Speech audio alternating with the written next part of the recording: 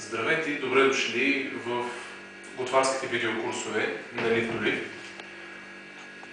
Понеже последно време разговаряхме с доста хора, които се опитваха да ни убедят, че готвенето е трудно, че готвенето нема време, че готвенето е скъпо, ние се взехме със задачата да ви покажем, че това изобщо не е така.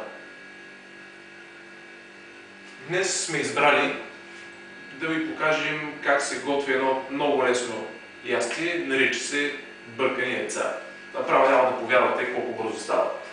За целта имаме и хронометър, който ще включим, ще ви покажем, че всъщност нещата се получават много бързо и много приятно.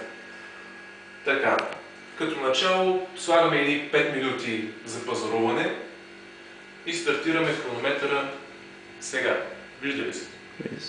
Чудесно. Така. Важно е да имаме все пак чиста посуда. Много удобно място. Започваме с продуктите.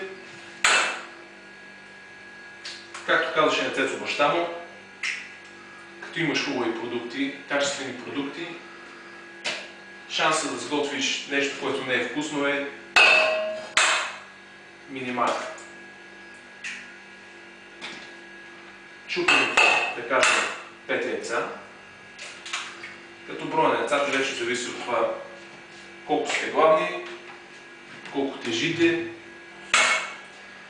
и колко спортувате. За един 5 яйца ще бъдат много, за друг ще бъдат малко. Общо взето при хората порцията бъркани яйца варира обикновено между 2, 3 и 5. Тук забравих.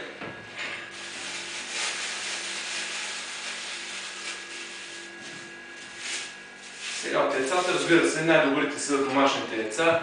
Нашият приятел Сашо от известно време успява да намери домашни яйца. Маслото също е хубаво да бъде мандраджийско, нашето от Годешката мандра.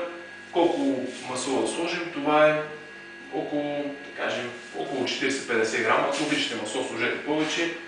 Ако не обичате, сложете по-малко. Въпросът е нещата да не се правят без мазнина. Мазнината е много важна. Важна е за да бъде вкусно ястието, важна е за усвояването на протеина, на витамините от него. Сега изчакваме да се нагрее тигана и междувременно разбъркваме яйцата, докато се получи хомогенна смес.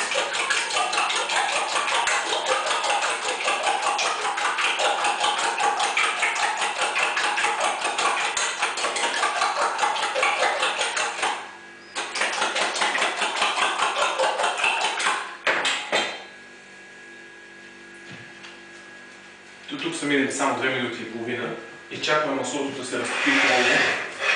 Сключих тигана малко по-късно, всъщност вече ще да бъде почти готово. Друго важно нещо е, когато използвате тиган, никога да не оставяте бръшката на тигана да стърчи страни от печката, понеже по невнимание може да не бутнете и да обърнете тигана върху себе си, което най-малкото няма да е нито приятно, нито здравословно да се залеем с гореща мазнина. Значи някои хора предпочитат маслото само да се разтопи и слагат яйцата вътре. Аз предпочитам съвсем леко да започне да свърчи. Това съм го научил от мой приятел немец, готвач в Германия. Всъщност, когато маслото съвсем леко се припържи и аз се доставам много по-вкусно. Тук, разбира се, идва на преден ред здравословния въпрос, доколко е полезно припърженото масло. Съответно, според някои научни източници, това не е много добра идея. Тук вече оставям на хората всеки да прецени сам за себе си, доколко му е важен ястието да е малко по-вкусно, доколко му е важно ястието да е по-здравословно. И ако се притеснявате за това това дали препърженото масло влияе добре или зле на здравето и може на време да си правите кръвни тестове. Тоест, ще изследвате кръвните липиди.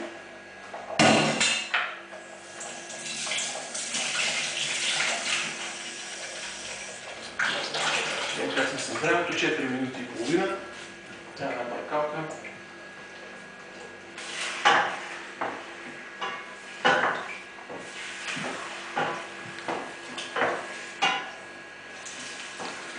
Както казах, яйцата, които в момента приготвям, са домашни.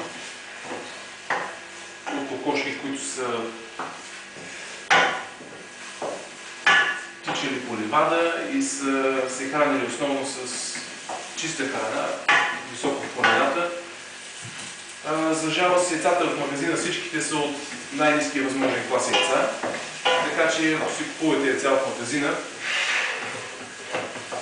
поне гледайте да ги купувате от място, където зареждате яйца сравнително редовно. Тоест да не са застояли прекалено дълго време по щандове.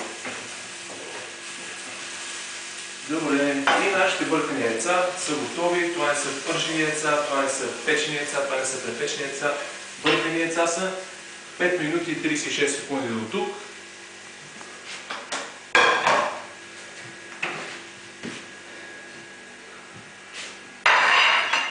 Взимаме една чиния.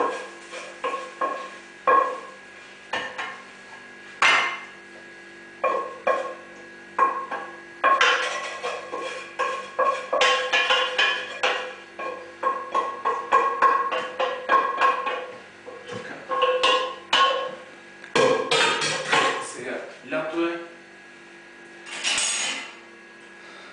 На всички мога да препоръчам големите розови домати, страхотно вкусни са.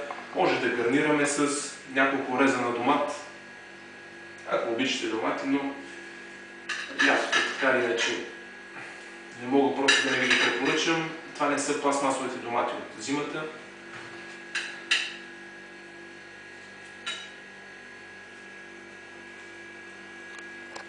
Не е нужно ястието да изглежда прекалено добре аранжирано.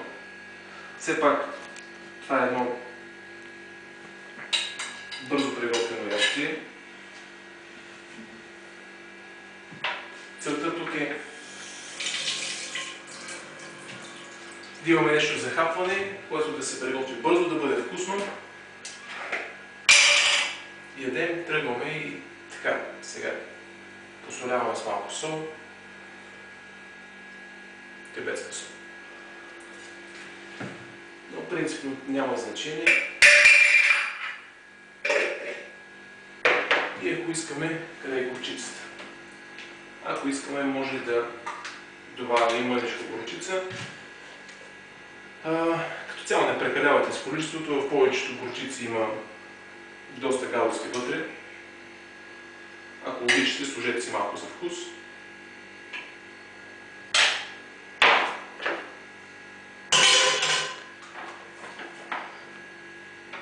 И така.